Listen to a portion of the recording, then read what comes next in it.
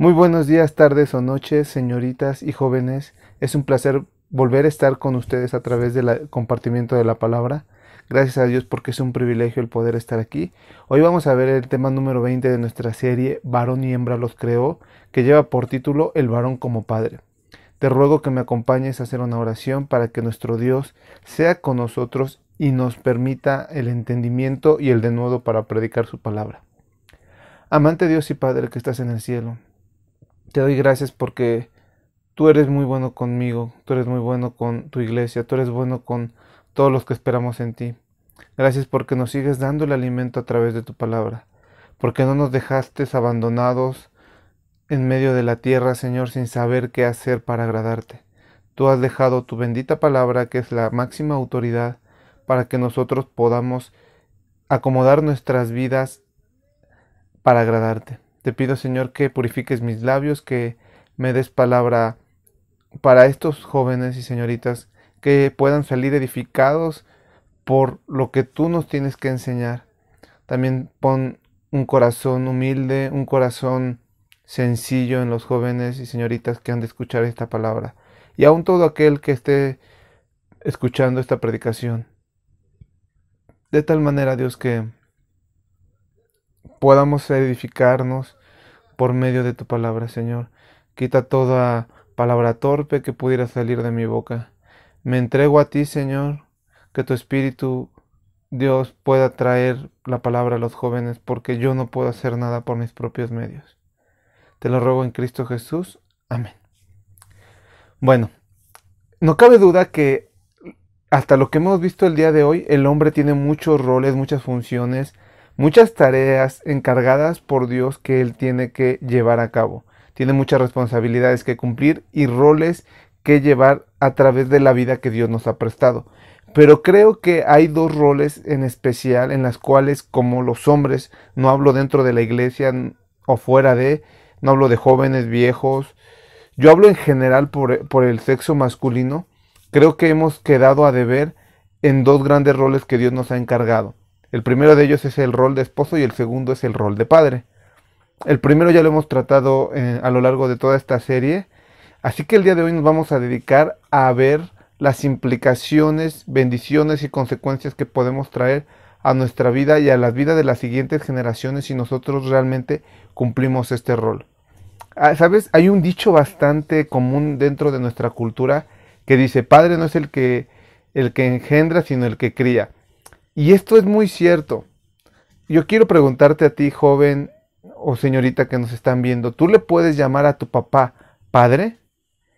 Y quiero que te proyectes a un futuro y pienses, los hijos que Dios te llegue a dar, ¿te van a poder llamar padre o solamente papá? ¿O te van a llamar mamá o solamente madre?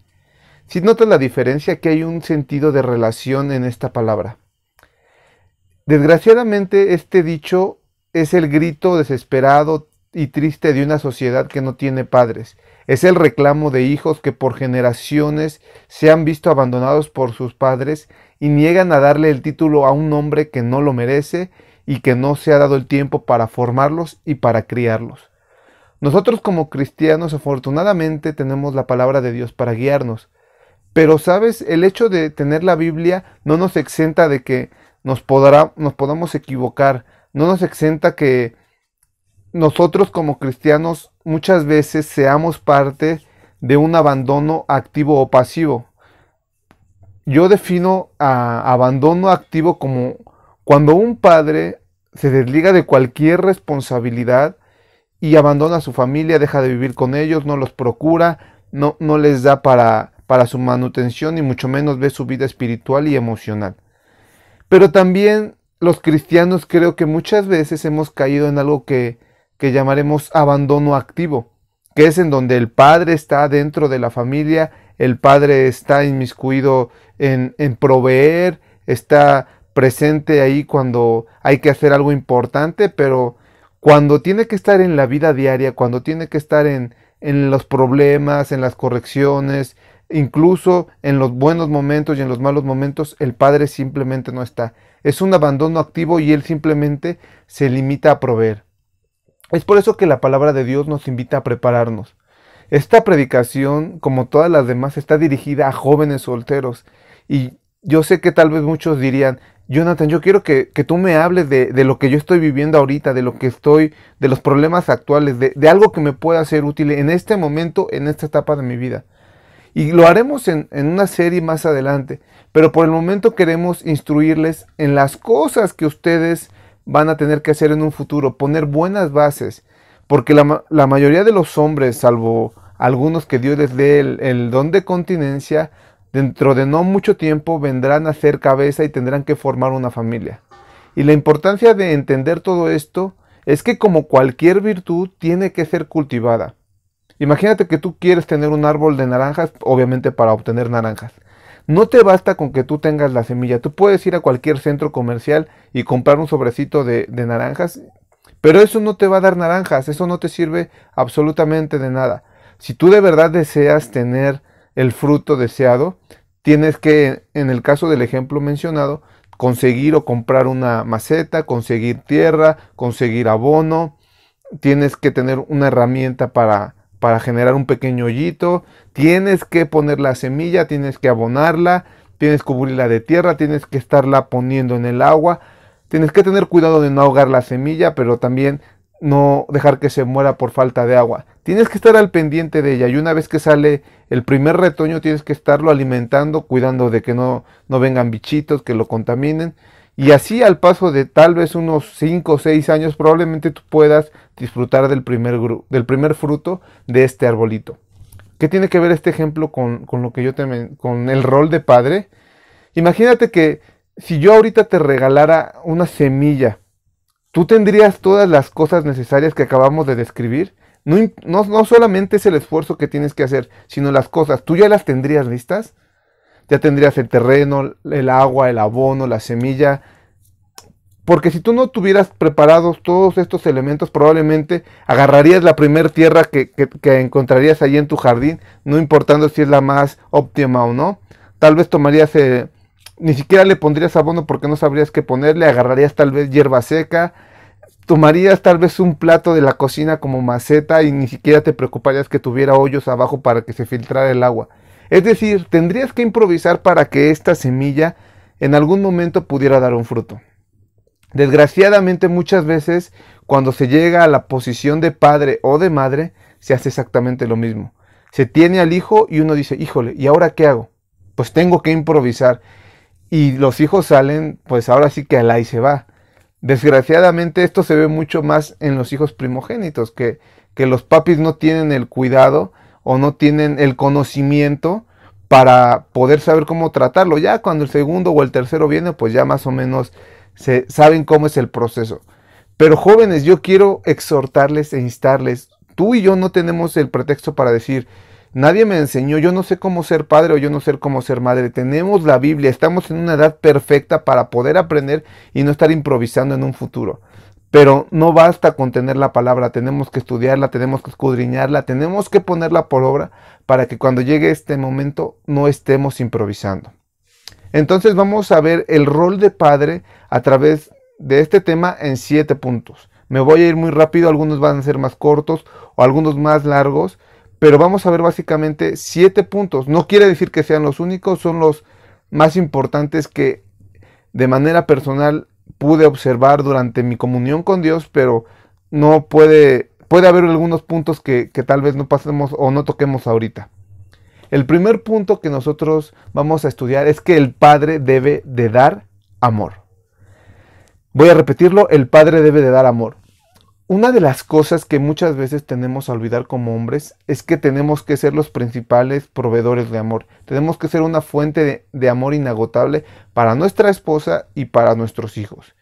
Desgraciadamente tenemos la idea errónea y muchas veces arraigada por la idiosincrasia mexicana de que tú tienes que ser un macho, de que los hombres no lloran, de que el hombre tiene que ser fuerte. Y en parte hay razón, el hombre tiene que ser fuerte. Pero esto no implica que va a ser una roca o un pedazo de metal que no tiene sentimientos. Tenemos el erróneo pensamiento que como hombres, si nosotros manifestamos nuestros sentimientos, vamos a vernos débiles, vamos a vernos vulnerables. y no vamos a representar una autoridad o no vamos a ser dignos de respeto o va a denotar falta de hombría. Pero nada de esto es cierto y mucho menos es bíblico. Esto no tiene nada que ver con los patrones que están dentro de la Biblia. Tenemos en Dios, nuestro Padre, el mayor ejemplo por excelencia acerca de que un padre tiene que dar amor. No solamente con Jesucristo, su primogénito, sino también con cada uno de nosotros, los que hemos creído, los que hemos venido a ser adoptados dentro de la familia de Dios por pura gracia. Dios nos muestra su amor una y otra vez. Dios a través de su palabra nos dice que nos ama. Dios a través de sus acciones nos demuestra que nos ama. Tenemos el mejor ejemplo del Padre en él. Acompáñame a la cita más conocida tal vez de toda la Biblia que dice Juan 3:16. Porque de tal manera amó Dios al mundo que ha dado a su Hijo unigénito, para que todo aquel que en él cree no se pierda, mas tenga vida eterna. Acompáñame una hoja después en tu Biblia, varias hojas después en tu Biblia a primera de Juan 4:9 y dice así la palabra. En esto se mostró el amor de Dios para con nosotros, en que Dios envió a su Hijo unigénito al mundo para que vivamos por él. Romanos 5:8 dice así. Mas Dios muestra su amor para con nosotros en que siendo aún pecadores, Cristo murió por nosotros. Aquí solamente estamos citando 3 textos, pero podríamos citar muchísimos más. Me faltarían dedos para poder citar el número de veces en que Dios dice que nos ama en la relación de padre e hijo. Él nos ama con un amor inquebrantable, con amor eterno te he amado, por tanto te extendí mi misericordia. Es otro versículo que me viene a la mente.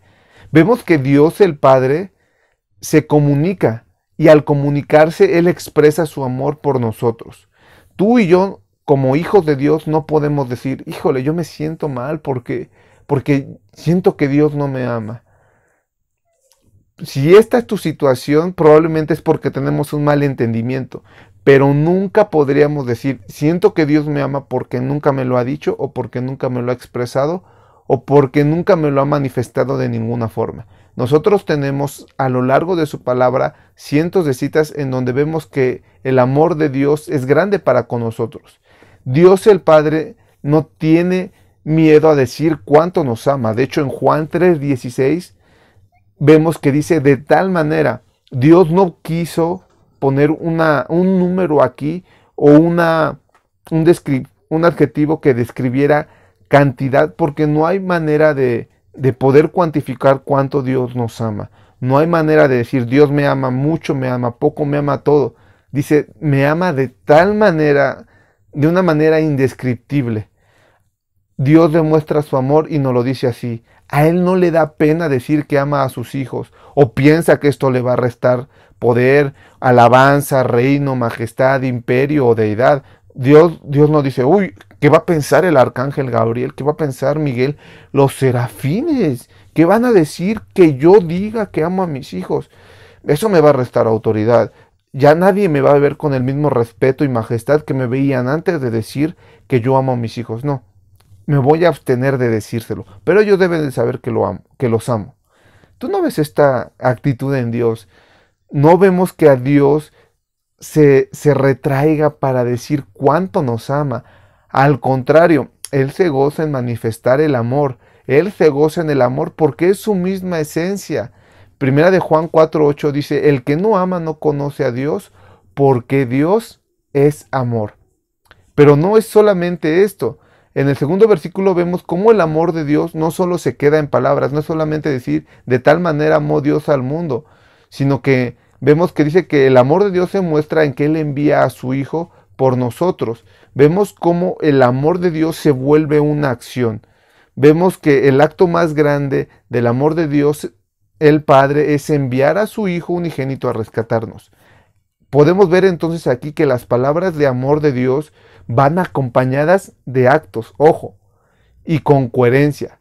De nada sirve decir te amo en cualquier relación que tengamos con padres, con hijos, con hermanos, con familiares.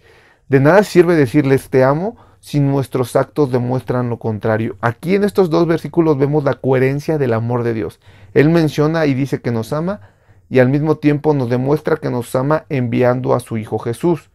Nosotros como hombres, como varoncitos, tenemos que aprender a decir te amo. Tenemos que aprender a demostrarlo. Ojo, hombres, tenemos que ser coherentes. De nada va a decir, de nada va a servir, de nada va a edificar que digamos te amo a todo el mundo si no lo demostramos. De hecho, al contrario, va a ser un efecto contraproducente porque van a decir, esa persona dice que me ama, pero mira, su actuar es totalmente contrario a lo que alguien que ama haría. Entonces tenemos que aprender esto, a quitarnos el miedo a decir te amo, a expresar las emociones que pudiéramos sentir por una persona y en este caso específico hablar por los hijos que Dios nos pueda llegar a dar, pero también tenemos que aprender a demostrarlo a través de acciones que vamos a ver más adelante, no es solamente decirlo. Te reto a que tú hagas esto, hombres, porque a nosotros nos cuesta más trabajo. Si yo le pongo este reto a las señoritas, ellas no tienen problema en expresarlo, pero a los varoncitos quiero decirles esto. Quiero pedirte que durante esta semana le digas al menos a 5 personas que lo amas y que lo demuestras, pero que lo hagas con una persona del sexo masculino, ya sea tu hermano, tu primo, tu abuelo, tu padre, tu mejor amigo, no sé, pero necesito que sean hombres y que tú le demuestres con algo. Tal vez le regales un chocolate, tal vez le digas vamos a jugar fútbol, no sé, pero yo quiero que nosotros nos aprendamos a quitar este estereotipo que tenemos muchas veces de que los hombres no podemos demostrar nuestras emociones, porque como hemos visto, nuestro Padre, el Padre del Señor Jesucristo, nos ama y nos lo demuestra día a día, no solamente con palabras, sino con acciones y a través del sacrificio de Jesucristo, que fue la obra de amor más importante que pudiera haber hecho. El segundo punto es que el Padre tiene que aprender a dar tiempo. Este es nuestro segundo punto. El Padre debe aprender a dar tiempo. Si a veces el amor como padres hacia hijos brilla por su ausencia, el tiempo es otra de las características o defectos en las cuales nos quedamos cortos y como hombres en el rol de padres salimos debiendo a muchos hijos. Como hemos visto en la serie, nosotros como hombres somos llamados por Dios a ser los principales proveedores de la familia. Somos nosotros los que tenemos que llevar la provisión a la casa. Somos nosotros los que tenemos que esforzarnos para buscar un trabajo, para buscar una buena remuneración económica y con esto poder proveer y satisfacer las necesidades de la familia como una casa, un lugar donde dormir, ropa, alimento. Y eso está bien, no digo que esté mal, pero muchas veces creo que los hombres cristianos hemos tomado este mandamiento como un escudo de protección, como una vacuna para no poder dar tiempo dentro de la crianza, hacia los hijos, para no invertir tiempo en pasar con ellos, para no invertir tiempo en la educación de los hijos. Quiero decirte algo de manera enérgica. Tenemos que ser hombres. Por algo Dios te hizo a ti hombre más fuerte, más resistente, te dio la capacidad, como lo vimos, de trabajar mejor bajo presión. Tienes que esforzarse. El tema pasado fue ser valiente, emplear nuestras fuerzas físicas, las características que Dios nos dio para conseguir y alcanzar los objetivos. No podemos excusarnos en decir, bueno, es que, yo ya trabajé, llego a la casa, prendo la tele, agarro el celular o me pongo a dormir y bueno, ya al día siguiente me paro y ya no hago absolutamente nada. Dejo que todos me sirvan porque yo soy la autoridad y entonces sí, con que yo no falte con la quincena o con los gastos corrientes de la casa, yo siento que ya suplí mi rol de padre a la perfección. Esto no es el modelo bíblico ni es algo correcto, no es algo que nosotros tendríamos que hacer. ¿Por qué te decía enérgicamente que tienes que ser hombre? Porque no importa que tú muchas veces tengas que ser el primero en pararte, el último en acostarte, el que más se desgaste, el que tenga que hacer tiempo de donde no hay. Tenemos que invertir tiempo en los hijos, tenemos que invertir tiempos en la esposa. Muchas veces nos limitamos que con llevar el pan a la casa no tendremos que hacer nada más, pero incluso nosotros a la hora de formar a los hijos carecemos de los elementos y del carácter necesario, de la moral necesaria para decir, hijo, tú tienes que ser así. ¿Por qué? Porque somos hombres que nos conformamos solamente con proveer, no nos esforzamos en ayudar en la casa, en lavar los trastes, en tender la cama, en hacer las quehaceres domésticas y qué decir, en estar con los hijos, cómo vas con la tarea, cómo van tus emociones, hay una persona que te inquiete, que te guste, quiero aconsejarte, quiero ser parte de tu vida, quiero invertir tiempo en ti. Nos limitamos solamente a llevar el dinero y eso no debe de ser. Al contrario, nosotros como padres somos los que más deberíamos de estar unidos a nuestros hijos. Muchas veces tal vez no tendremos las posibilidades porque hay trabajos muy demandantes, pero siempre hay la forma, siempre hay una llamada, siempre puede haber un mensaje, siempre puede haber que apartes un tiempo, que te pares más temprano, que te duermas más tarde, pero siempre va a haber forma en que nosotros podamos invertir tiempo en nuestros hijos, pero muchas veces no lo queremos hacer. Deuteronomio 6:7 dice así: y las repetirás a tus hijos y hablarás de ellas estando en tu casa y andando por el camino y al acostarte y cuando te levantes. Si bien este mandato no es que diga ahí precisamente, hombres, tú tienes que hacer esto, es para el pueblo en general. Creo que podemos tomar el principio de que esto era ordenado tanto como padres y para madres, y por tanto tomaremos la responsabilidad que recae dentro de los hombres. Vemos que Dios demanda que se enseñe la ley de Dios a sus hijos. Dios demanda que se invierta tiempo en los pequeños para que ellos puedan conocer a Dios. Y ordena que se use cualquier medio posible y tiempo disponible para llevar a cabo esta instrucción. Ve cómo dice el mandamiento: y la repetirás a tus hijos y hablarás estando con ellos en tu casa, andando por el camino, al acostarse y cuando te levantes. Esto implica mucho tiempo, no está diciendo, bueno, cuando estés en la comida, vamos a orar por los alimentos y que esto sea toda la oración familiar que tú tengas. O, bueno, cuando les vayas a dar para los útiles o vayas a darle para los gastos, entonces haz una pequeña oración por ellos, que te den un beso y se acabó. No, aquí vemos cómo se está demandando que se entregue tiempo al levantarse, al acostarse, al estar en la casa, al ir por el camino. Prácticamente Dios estaba diciendo, en donde quiera que tú estés y tengas la oportunidad de invertir tiempo con tus hijos, hazlo. Obviamente esto no debe de ser un exceso para descuidar las demás actividades y responsabilidades.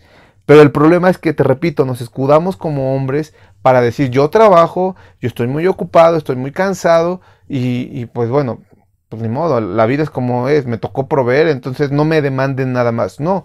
La Biblia te demanda que proveas, pero también que le dediques tiempo a tus hijos, que gastes tus energías en ellos.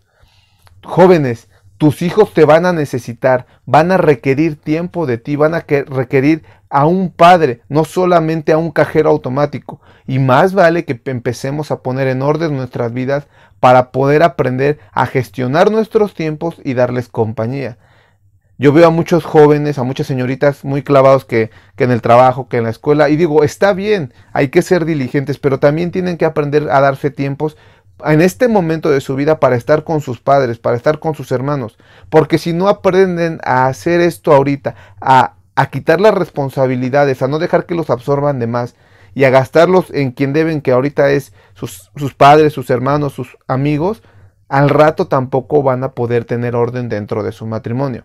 Ahora, otra de las cosas que son muy tristes es que el mundo hoy ha creado la mentira de que, bueno, no importa que tú estés mucho tiempo con tus hijos, lo importante es dar tiempo de calidad.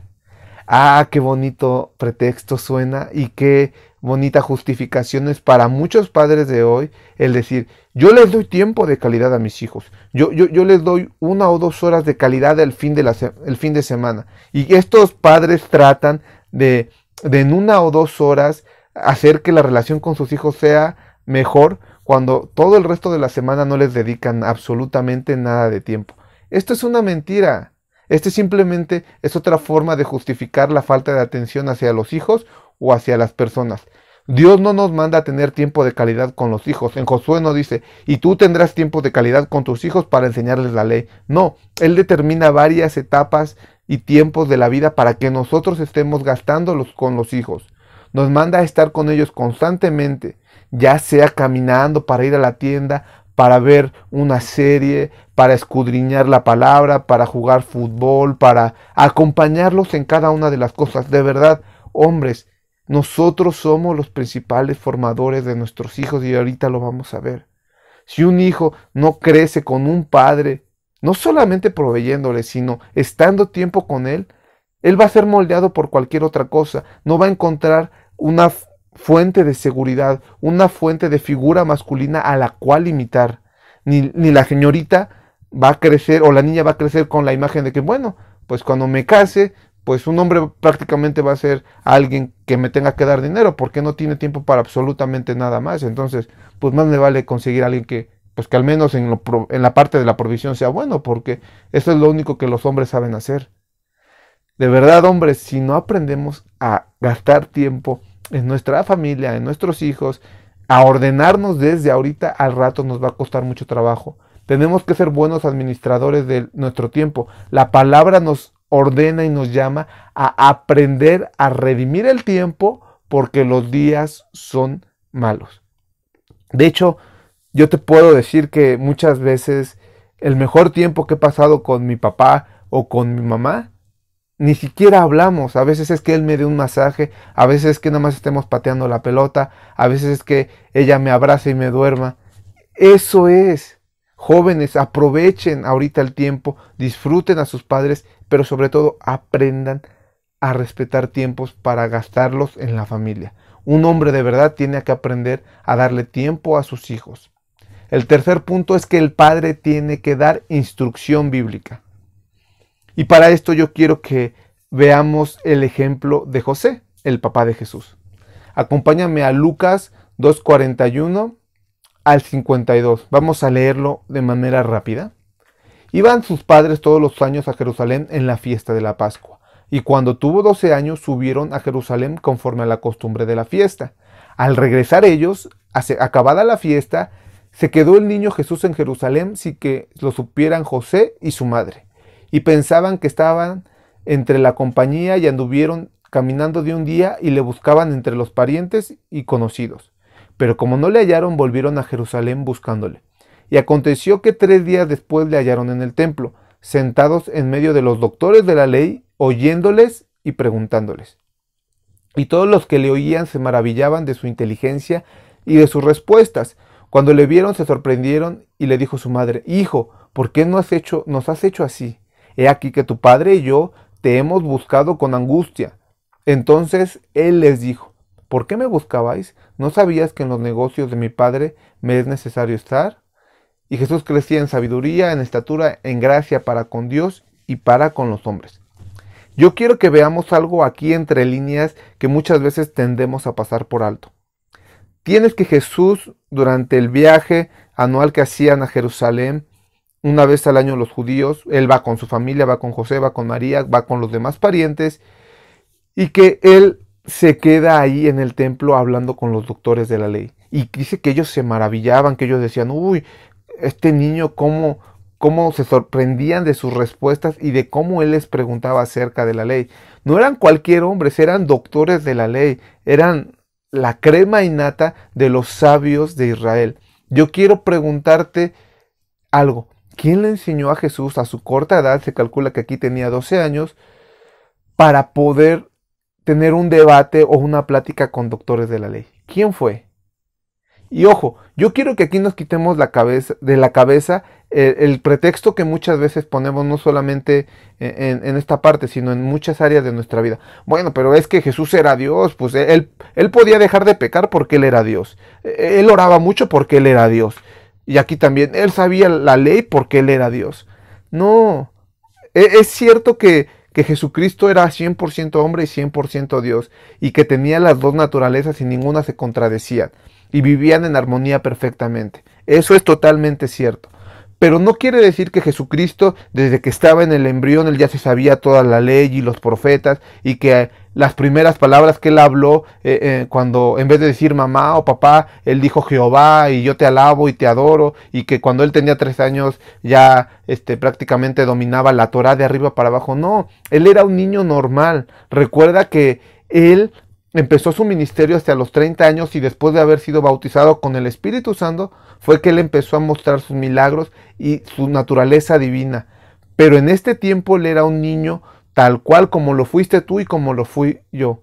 Y Jesús no hubiese sido capaz, Jesús no era capaz de hablar con los maestros de la ley porque él era omnipresente o omnisciente y que él sabía todo y escuchaba sus pensamientos. No, Jesucristo tuvo un proceso de formación aquí. ¿Por quién crees? ¿Por María o por quién crees? Pues la respuesta es que él fue formado por José. Déjame leerte un pedazo del Talmud. El Talmud es parte de la ley de los judíos que ellos tuvieron a lo largo de todas sus generaciones. Y sí, lo tuvieron aparte de la Biblia, pero tenía muchos mandamientos importantes y quiero leértelo. Este fragmento dice: los niños y niñas judías no están obligados a observar la ley ritual judía hasta los 13 años. En el caso de los primeros y los 12 de las segundas. A pesar de ello, su educación religiosa comienza prácticamente desde los primeros momentos, siendo educados en la ley judía y realizando aquellas prácticas que no son peligrosas para su salud. Así lo manifiesta el Talmud, en el que se dice: tan pronto como el niño hable, su padre le enseñará la Torá. Quiero volvértelo a leer. Tan pronto como el niño hable, su padre, no su madre, no su abuelito, no que lo recibiera de inspiración divina, su padre le enseñará la Torá. Muy pronto el niño aprende a recitar de memoria diversas oraciones religiosas, entre las cuales se encuentra la oración principal que todo judío aprende al nacer y dice al morir: el Shema, oye Israel, el Señor nuestro Dios, el Señor uno es. Entonces tú puedes ver aquí todo el trabajo detrás de bambalinas, detrás del escenario, sin que nadie se diera cuenta de lo que José hizo. Imagínate, no solamente José ayudó a Jesús a que se aprendiera la ley, sino que él platicaba con él le hacía estas interrogantes, él debatía con él acerca de la ley de Dios, de tal manera que Jesús a los 12 años era un niño demasiado sabio, con la capacidad de hablar con los doctores de la ley y que ellos se maravillaran. Entonces, nuevamente, un padre de verdad da formación a sus hijos, los instruye en la palabra del Señor. Proverbios 4.1 vemos otro ejemplo de cómo el padre tiene que ser el principal responsable de esta labor. Dice así: oíd, hijos, la enseñanza de un padre, y estad atentos para que conozcáis cordura, porque os doy buena enseñanza. No despreciéis mi ley, porque yo también fui hijo de mi padre, delicado y único delante de mi padre. Y él, no dice ella, no dice mi mamá, dice, y él, hablando de su papá, me enseñaba y me decía: retenga tu corazón mis razones, guarda mis mandamientos y vivirás. Y prácticamente todo el versículo de Proverbios, el capítulo 4 de Proverbios se trata de los mandamientos de un padre preocupado por su hijo. Pero quiero resaltar esto: ¿quién es el que le estaba enseñando a Salomón? David, su padre. Dice: mi padre es el que me enseñaba y me decía: retenga tu corazón mis razones. Salomón seguramente no hubiera sido el mismo hombre que él llegó a ser sin la ayuda y la formación de David. Es cierto, durante un sueño, cuando está ascendiendo al trono, Dios le dice: pídeme lo que quieras y dame sabiduría. Y él dice: dame sabiduría. Pero tú, ¿quién crees que lo moldeó y lo llevó a pedir sabiduría? ¿Quién, sino su padre David? Le indicó que en la ley de Dios estaba la sabiduría y estaba el bienestar, no solamente para él, sino para el pueblo. Entonces tenemos que aprender esto. Y última cosa, nosotros no vamos a poder enseñar lo que no sabemos. Nosotros no vamos a poder dar instrucción bíblica si no conocemos la ley. Imagínate a José queriéndole enseñar a Jesús la ley. Vamos a aprender Génesis 1. Y en el principio Dios creó la tierra y los cielos. Y el cielo estaba desordenado, las aguas vacías, y el Espíritu de Dios se movía sobre la faz de la tierra. No dice así la Biblia, ¿verdad? Entonces, obviamente, para poderlo enseñar tenemos que saberlo nosotros. Muy importante. El siguiente punto es que el padre tiene que dar corrección. Y jóvenes, esta es una de las muestras más grandes de amor de un padre por sus hijos. Hebreos 12:6 dice así: porque el Señor al que ama disciplina y azota a todo aquel que recibe por hijo. Proverbios 23:13 dice: no rehúses corregir al muchacho, porque si lo castigas con vara, no morirá. Estamos poniendo solamente 2 citas, pero de verdad es increíble la cantidad de citas que puede haber en la Biblia acerca de la corrección. Oh, jóvenes, señoritas, si tu padre te ama, si tu madre te ama, te tienen que corregir. Eso es muy importante. Pero también es algo que nosotros tenemos que aprender a hacer. Yo estaba hablando con mi esposa acerca de esto durante la semana y le decía, ¿sabes? A mí me inquieta mucho algo que ahorita está muy de moda, que está muy presente en las nuevas generaciones que están teniendo hijos, que se llama la crianza respetuosa. ¿Qué implica la crianza respetuosa? Que si el niño está haciendo su berrinche, que está pataleando y revolcándose en el piso, tú le dices, simplemente no vas a encolerizarte, lo cual es bueno, es cierto, y vas a dejar que él se canse y entonces ya que sacó toda su rabia, sacó toda su ira, lo sientas, hablas con él y le dices, hijo mío, eso no está bien, las cosas no son como tú quieres, no siempre vas a obtener lo que tú deseas y vamos a hacer esto. Entonces se supone que la crianza respetuosa se basa en que dejes que el niño se desahogue todo lo que él quiera, después dialogas con él y listo. Pero en ningún momento viene la corrección.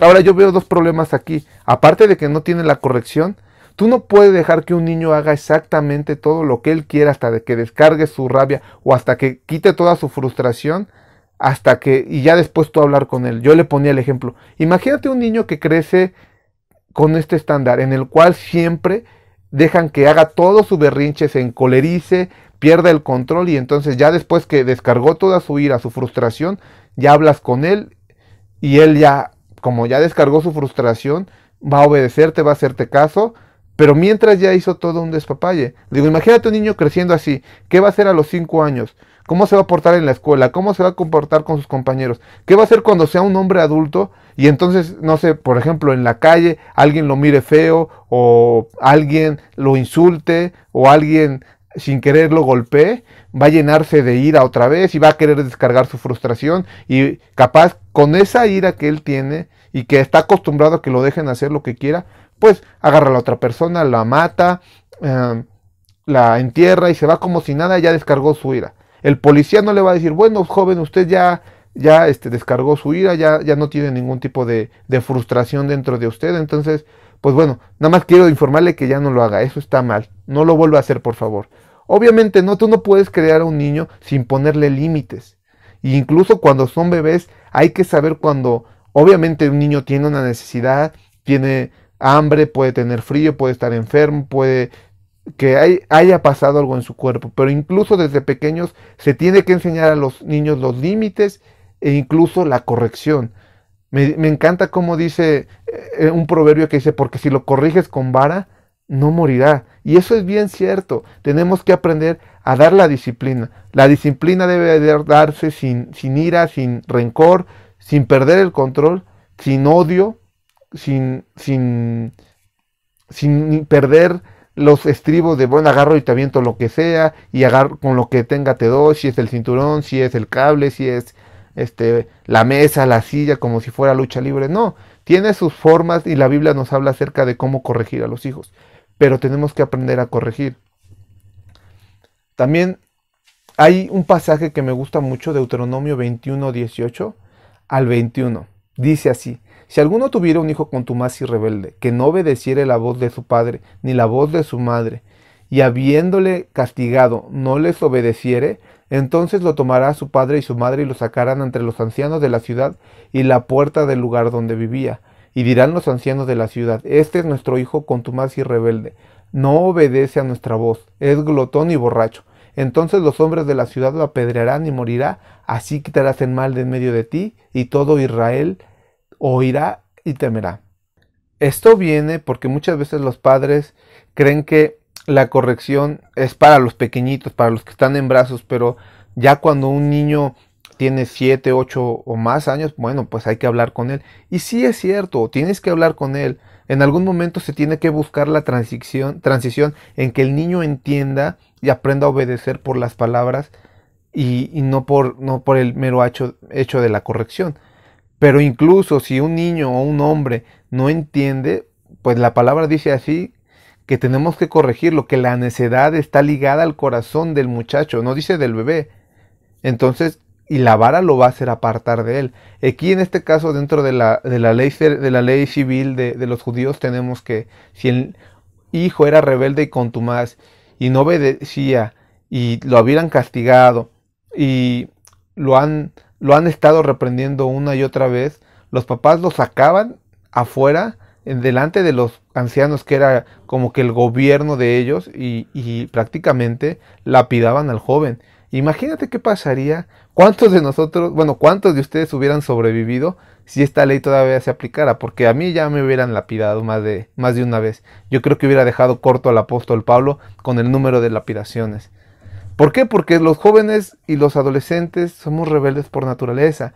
Pero por eso es importante que nosotros aprendamos ahorita que estamos aquí, que tendremos que disciplinar a las siguientes generaciones, pero también aprender a que nosotros nos tenemos que someter, nos tenemos que aprender a sujetar. El hecho de que tal vez tú ya seas un joven de veintitantos años, no quiere decir que no te tengas que someter a tus padres. Si sigues viviendo en su techo, sigues estando bajo su cobertura y tienes que tomar en cuenta sus órdenes. No es que les pidas opinión, tienes que consultarlos y respetarlos y darles el lugar.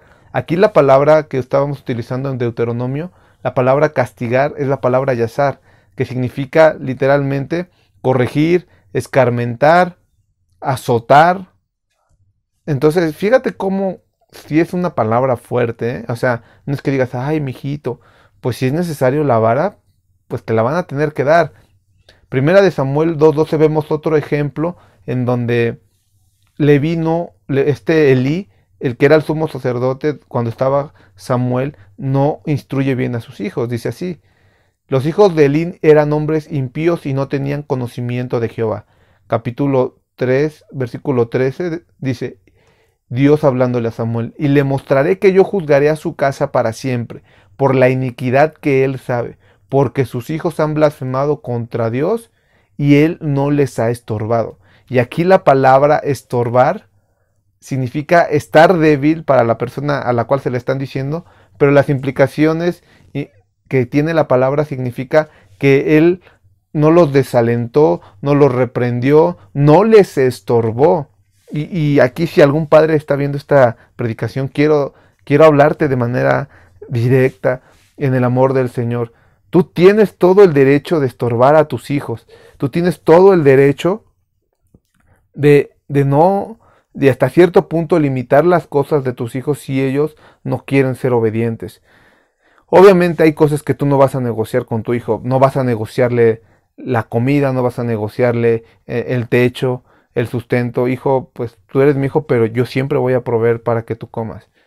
Pero hijo, tú estás de desobediente y todavía quieres que te compre una computadora, quieres que te preste el carro, quieres que te deje aquí hacer en la casa lo que tú quieras, que traigas a los amigos para tomar, que traigas al novio o a la novia. Pues ahí tú ya estás consintiendo, y no sea que Dios nos diga que Dios va a quitar la iniquidad que nosotros sabemos, porque nuestros hijos blasfeman a Dios y nosotros no les estorbamos. El dueño de la casa, la autoridad, es el padre, y por ello puede hacer uso de las cosas para limitar a sus hijos. Si el hijo quiere salirse de la casa de verdad, papá, muchas veces esto puede ser lo mejor que le suceda a un hijo, que entienda, que aprenda que el amor de un padre tiene límites y que las restricciones son parte de ese amor, y que la vida no es tan fácil, pero no seamos como Elí, que no estorba. Primera de Reyes 1:6 habla acerca de David, de su hijo Adonías. Dice así: y su padre nunca le había entristecido en todos los días con decirle, ¿por qué haces así? Además, este era de muy hermoso parecer y había nacido después de Absalón. Tú tienes que David, con sus primeros hijos, no fue un padre que corrigiera. De hecho, es sorprendente la misericordia de Dios, porque tú ves todo lo que le enseña a Salomón, pero también vemos desgraciadamente todo lo que él falló con sus primeros hijos. Vemos que cuando que Absalón mata a sus hermanos porque es violada su hermana, David no hizo nada como rey y él tenía que haber matado a su primogénito, pero él no quiso hacer nada, tal vez por amor, por temor, por lo que tú quieras, pero él no actuó contra su primogénito y por eso es que Absalón se subleva. Y aquí tenemos que Adonías también quiere usurpar el trono para que Salomón no lo tome, pero la razón por la cual él era así es porque su padre jamás le entristeció. Y aquí dice la razón, porque él nació después de Absalón y tenía todavía la culpabilidad de lo que había pasado con Absalón David. Pero padres, nunca es tarde para corregir. Y ve, la palabra aquí, entristecer, significa tallar, fabricar o modelar.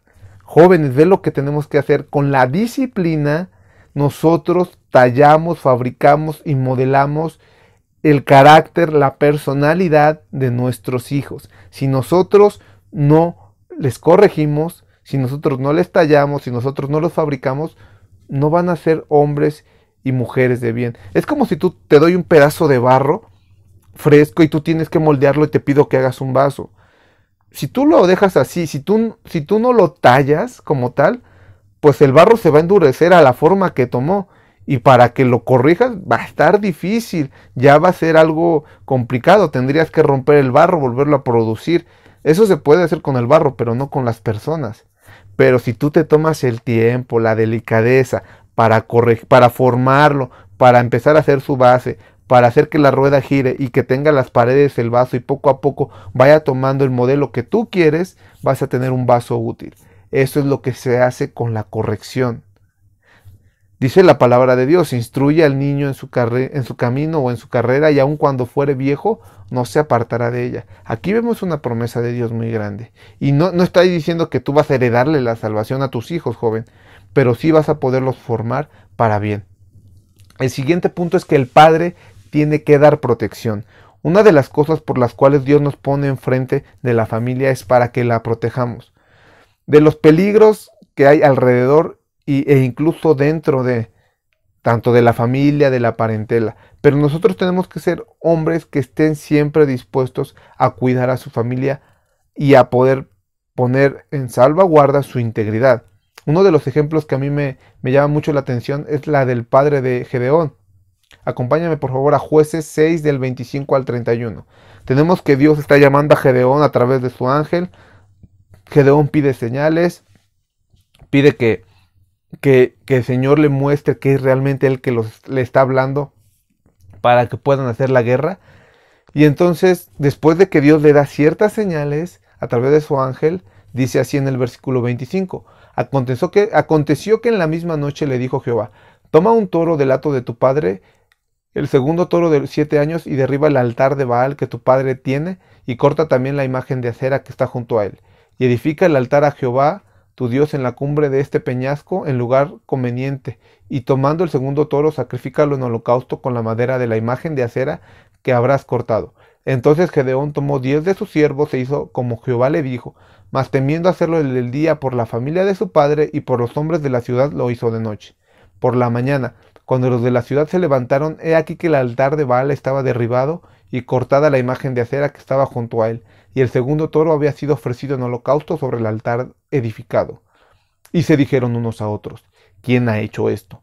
Y buscando e inquiriendo les dijeron, Gedeón, el hijo de Joás, lo ha hecho. Entonces los hombres de la ciudad dijeron a Joás, saca a tu hijo para que muera, porque ha derribado el altar de Baal y ha cortado la imagen de acera que estaba junto a él. Y Joás respondió a todos los que estaban junto a él, ¿contenderéis vosotros por Baal? ¿Defenderéis su causa? Cualquiera que contienda por él, que muera esta mañana. Si es un dios, contienda por sí mismo con el que derribó su altar. Ojo, aquí yo veo muchas acciones que resaltar.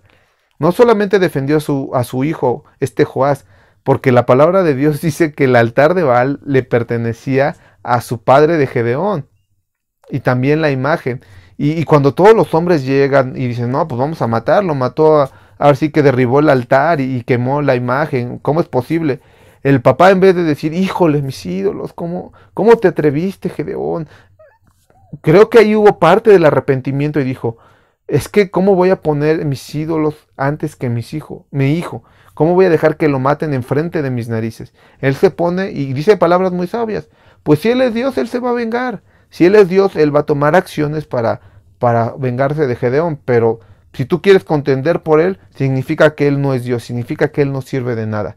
Vemos aquí cómo a través de la protección, pero también de una palabra firme, Joás protege a su hijo. También tenemos otro gran ejemplo en José, nuevamente, el papá de Jesús. Vemos que cuando Jesucristo nace y vienen los sabios a buscar a Herodes para preguntarle dónde iba a estar Jesús para adorarle, este Herodes va a ordenar una matanza de los niños. Y entonces Dios le avisa a José de que algo malo va a pasar y que tiene que salir con el niño. Mateo 2:13 dice así: después de que partieron ellos, hablando de los sabios, he aquí un ángel del Señor apareció en sueños a José y le dijo: levántate y toma al niño y a su madre y huye a Egipto y permanece allá hasta que yo te diga, porque acontecerá que Herodes buscará al niño para matarlo. Versículo 19 al 21 dice: pero después de muerto Herodes, he aquí un ángel del Señor apareció en sueños a José en Egipto, diciendo: levántate, toma al niño y a su madre, y vete a la tierra de Israel, porque han muerto los que procuraban la muerte del niño. Entonces se levantó él y tomó al niño y a su madre y vino a tierra de Israel. Ojo, José era un hombre de verdad digno de admirar, un hombre muy respetado. A mí, yo ahorita que he estado estudiando su vida, digo, wow, yo quisiera ser un padre como él. Porque el ángel sí se le apareció porque obviamente había que salvaguardar a Jesús, pero él sabía discernir. Imagínate que a ti tuvieras un sueño y que soñaras, no sé, que va a haber una persecución aquí en México, que te vayas para Honduras, un país en el cual hay más inseguridad, en el cual pues hay más pobreza que aquí. ¿Tú tomarías ese sueño como realidad y te irías? ¿O dirías, solo fue una pesadilla? ¿Por qué te digo todo esto? Porque Dios le hablaba a José por medio de sueños, pero él tenía la capacidad de discernir cuándo eran de Dios. Un padre, para poder proteger a su familia, tiene que estar conectado con Dios, tiene que aprender a conocer su voz, a distinguirla y a obedecerla. De hecho, aquí no leí todo por causa de tiempo, pero José enseguida, en cuanto toma el sueño, diligentemente se para y se va a Egipto, se va con toda su familia, dejando todo lo que él tenía. Y no le importó nada porque tenía que proteger a su hijo. Entonces, ve, hombres, tenemos que siempre estar procurando el bien de los hijos, pero para esto es indispensable, necesario y obligatorio estar comunicados con Dios y conocer su voz. El siguiente punto, un poco más corto, es que el padre tiene que formar el carácter. Tenemos aquí el relato de David cuando va a suceder el trono a Salomón. Esta escena es muy conmovedora porque imagínate que tú estás delante de tu padre, alguien que tú amas, y está a punto de morir. Y pues tal vez uno diría, ay, pues estaríamos llorando y entristeciéndonos y dejando que los sentimientos nos ganen. Y obviamente, tal vez yo estaría así, no sería una situación absolutamente nada fácil. Pero ve qué es lo que hace David con Salomón, incluso en su muerte, en su lecho, estando a punto de dejar esta tierra, él sigue instruyendo a su hijo y no se pone a decirle, bueno, Salomón, endéchame y llora por mí. No, le da instrucciones y le dice cómo tiene que comportarse después de su muerte. Del versículo de Primera de Reyes 2, 1 al 4 dice así: llegaron los días que David habría de morir y ordenó a Salomón su hijo diciendo: yo sigo el camino de todos en la tierra, esfuérzate y sé hombre. Guarda los preceptos de Jehová tu Dios, andando en sus caminos y observando sus estatutos y mandamientos y sus decretos y sus testimonios, de la manera que está escrito en la ley de Moisés, para que prosperes en todo lo que hagas y en todo aquello que emprendas, para que confirme Jehová la palabra que me habló diciendo: si tus hijos guardaren mi camino, andando delante de mí con verdad, de todo su corazón y de toda su alma, jamás faltará, dice, varón de ti en el trono de Israel. Entonces, quiero ponerte aquí en perspectiva. David, a punto de morir, sigue formando a su hijo, sigue diciéndole: sé hombre y sé valiente, esfuérzate. Esto no va a ser fácil, vas a asumir el reino, es un reto grande, tú eres joven aún, pero si tú eres hombre, te esfuerzas y cumples la ley de Dios, vas a prosperar, hijo. No tienes que temer, incluso aunque ya no esté aquí. Incluso aunque el rey guerrero que yo era, que iba y conquistaba, tú no lo seas, tú seas más un hombre de sabiduría, no tienes por qué tener miedo, porque si Dios está contigo, vas a salir adelante. Pero ve, padres, nosotros tenemos que ser muy fuertes en el sentido de que nuestra comunión y nuestra roca tiene que ser Dios. Si nosotros tenemos una dependencia total de Dios, vamos a poder transmitir esta seguridad hacia nuestros hijos. David, un hombre conforme al corazón de Dios que lo conocía, por eso le da este consejo a Salomón, porque él conocía a Dios, sabía lo que era lo mejor para Salomón y por eso le da esta orden.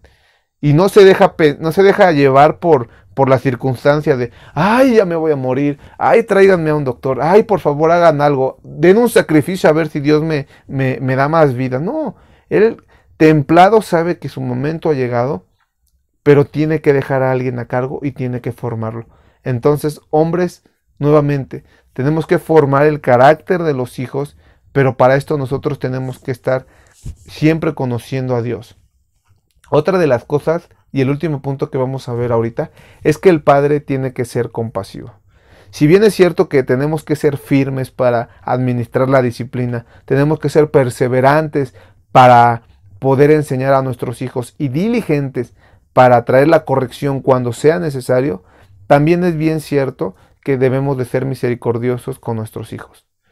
Nosotros no podemos esperar que ellos aprendan a obedecer a la primera, ni tampoco podemos pedir una obediencia absoluta y ciega, incluso aunque nosotros seamos unos padres excelentes, porque recuerda, todo bebé que nace en esta tierra, a llegada a cierta edad, el pecado se va a manifestar en él, la naturaleza pecaminosa va a hacer eco en él y va a empezar a manifestar la maldad. Nosotros no podemos heredar el cristianismo, podemos heredar a través de nuestros genes el color de ojos, el tipo de nariz, el tipo de cabello, pero no podemos heredar el cristianismo, no existe el gen del cristianismo ni el gen de la obediencia. Entonces tenemos que formar a estos hijos, pero la palabra dice que no tenemos que ser prontos para destruirlo, no tenemos que ser como los papás de antes, de que cualquier cosa que hacías y casi te dejaban tirados, bañados en sangre. Mis padres, mis abuelos me contaban que la corrección era muy fea cuando ellos eran jóvenes. Nosotros no tenemos que ser así, tenemos que ser compasivos e incluso estar conociendo a los hijos para que sepamos cómo es su corazón, cómo es su carácter, porque incluso muchas veces no vamos a poder tratarlos de la misma manera dependiendo de la personalidad. Con algunos tendremos que ser más estrictos, pero eso no quiere decir que dejemos de lado la misericordia. Creo que todos conocemos la parábola de los dos hijos y el padre amoroso, o del hijo pródigo, y está en Lucas 5:11. Acompáñame a leerla, por favor. Dice, también un hombre tenía dos hijos. El menor de ellos dijo a su padre, Padre, dame los bienes que me corresponden, y le repartió bienes. No muchos días después, juntando todo el hijo menor, se fue a una provincia apartada, y allí desperdició sus bienes viviendo perdidamente. Cuando lo hubo malgastado todo, vino una gran hambre en aquella provincia y comenzó a faltarle. Y fue y se arrimó a uno de los ciudadanos de aquella tierra, el cual le envió a su hacienda para que apacentara cerdos. Y deseaba llenar su vientre de las algarrobas que comían los cerdos, pero nadie le daba. Y volviendo en sí dijo, ¿cuántos jornaleros en la casa de mi padre tienen abundancia de pan, y yo aquí perezco de hambre? Me levantaré e iré a mi padre y le diré, Padre, he pecado contra el cielo y contra ti, ya no soy digno de ser llamado tu hijo, hazme como uno de tus jornaleros. Y levantándose vino a su padre, y cuando estaba lejos, lo vio su padre y fue movido a misericordia, y corrió y se echó sobre su cuello y le besó. Y le dijo, Padre, he pecado contra el cielo, contra ti, ya no soy digno de ser llamado tu hijo. Pero el padre le dijo a sus siervos, sacad el mejor vestido y vestidle, poned el anillo en su mano y calzado en sus pies, y traed el becerro gordo y matadlo, y comamos y hagamos fiesta, porque este mi hijo muerto era y ha revivido, se ha perdido y es hallado. Y comenzaron a regocijarse. Ahora, hay muchas implicaciones que no podemos decir por cuestión del tiempo, pero si algo se resalta de aquí es la misericordia del Padre. Cuando el hijo le dice, dame todo lo que quieres, era una ofensa porque porque normalmente en la cultura judía no se heredaba en vida como muchas veces se hace en nosotros, de que los papás si tienen algo que dar, pues lo entregan en vida. Para poder heredar se tenían que esperar a que el padre muriera. Y aquí el hijo le está diciendo, dame la herencia. Prácticamente le está diciendo, papá, me importa un comino si tú estás vivo o no. Yo quiero el dinero, yo quiero tus bienes, yo soy un interesado, dame lo que me corresponde. De hecho, el padre podría decir, pues la herencia yo la doy a mi gusto, no te corresponde nada. Vete, aléjate de mi presencia porque me estás insultando. Pero el padre no hace eso. Ahora, este padre tenía tierras y bienes, tenía animalitos. Pero ¿cómo es que dice la palabra que juntándolo todo se fue el hijo pródigo? Él no se llevó a los 500 carneros que le dejaron y las 2 hectáreas de tierra, ¿verdad? ¿Qué tuvo que hacer él para poderse llevar todo lo que le heredaron? Tuvo que venderlo. ¿Y cómo haces tú para poder vender algo que es caro o cuando te urge? Pues lo vendes barato. Entonces no solamente estaba diciendo, papá, no me importa que estés vivo, yo quiero lo que me pertenece, aunque realmente no lo pertenecía, sino que una vez que tiene todas las cosas que su padre le da misericordiosamente, él las malbarata. No le importa que su papá tuviera que haber trabajado mucho para esforzarse por obtener eso, que era una herencia familiar, que las parcelas ya venían de generación en generación, el trabajo incluso de los demás siervos de su padre que criaban los ganados. No, a él no le importó. Ve qué cantidad de desprecio, qué cantidad de falta de respeto tenía este hijo hacia su padre. Y pues sabemos cómo le va. Vende todo, lo gasta en prostitutas, lo gasta viviendo una vida loca y cuando ya no tiene nada que comer, pues va y busca trabajo y lo único que encuentra es alguien que cuidara cerdos. Y ojo, es un judío. Cuidar cerdos no era algo que a ellos les gustara mucho hacer porque era un animal, no era un animal limpio para ellos. Pero entonces tenemos aquí que él recapacita y dice, voy a ir con mi padre, porque a los jornaleros, a sus trabajadores les va mejor que a mí con los cerdos. Y me voy a humillar y le voy a decir, es más, padre, yo sé que como por cómo te traté, yo no merezco ser tu hijo. Aquí no es una marca de humildad del hijo pródigo, es que él estaba consciente cómo había ofendido a su padre. Y él dice, pues ya no me hagas tu hijo, simplemente dame trabajo, papá. Y espero que en algún momento a través de mi trabajo pueda retribuirte y pueda obtener tu perdón. Pero dice, ve lo que dice aquí, que él estando a lo lejos, el padre lo vio y fue movido a misericordia. ¿Qué implica que el padre lo viera estando a lo lejos? El padre estaba al pendiente de su regreso. El padre estaba deseando que volviera. El padre podría haber dicho, bueno, para mí tú estás muerto, yo me voy a continuar con el trabajo, voy a tomar a tu otro hermano, que además es mejor que tú porque él no me abandona, él no me quiere por lo que yo soy, voy a dedicarme solamente a él, voy a dedicarme a todas las cosas como si tú estuvieras muerto. Pero no, tú tienes que este padre está a la puerta de su casa esperando, buscando que su hijo vuelva. Y cuando lo ve a lo lejos, como un padre misericordioso, corre hacia él. Aquí es otra implicación. Normalmente cuando tú ibas a pedir perdón, el que tenía que correr y echarse hacia la otra persona era el que había ofendido. Y aquí tú tienes que el padre corre.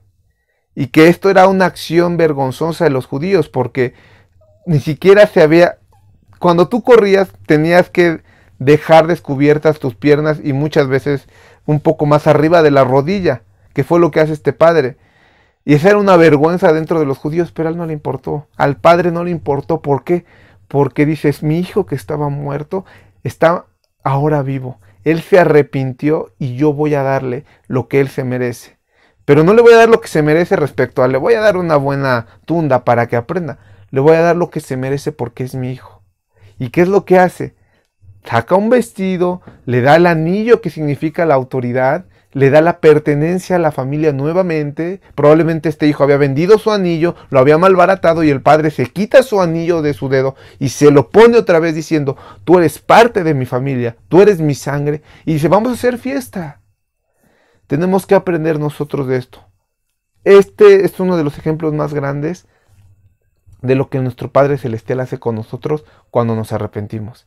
Él viene y nos recibe en sus brazos de amor. Y nosotros tenemos que ser igual. Muchas veces cuando somos formados de una manera muy estricta o dura, queremos que todo se vuelva así y que todos actúen así, pero no siempre va a ser de la manera en que nosotros querramos. Y menos como autoridad. No podemos ser autoritarios. Pero cuando Dios nos permita tener hijos, tenemos que ser misericordiosos. Y cuando un hijo se equivoque, pero demuestre arrepentimiento, tenemos que tener esta actitud. Tenemos que mostrar misericordia, amarle, consolarle, porque tus hijos se van a equivocar, mis hijos se van a equivocar, tus hijos van a pecar, mis hijos van a pecar. Muchas veces van a tener consecuencias mis hijos y también tus hijos.